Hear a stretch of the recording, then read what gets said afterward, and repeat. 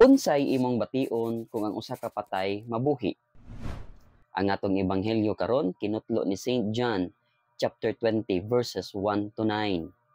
Ang mga tinun-an ni Jesus naglumba pagpanagan paingon sa iyang lubnganan sa dihang ilang nahibaluan nga wala na siya didto. Ang pagkabanhaw ni Jesus puno sa misteryo. Ang iyang mga tinun-an wala makasabot mahitungod sa iyang pagkabanhaw. Apan bisan pa man og wala nila masabti ang mga panghitabo, nagpadayon gihapon sila sa paglaom kaniya. Kita sa atong tagsa-tagsa ka kinabuhi, ato ba nga nasabtan ang kabanhawan ni Jesus? Nituog nilaong bagyapon kita nga siya mao ang Mesiyas nga magluwas kanato sa atong mga sala.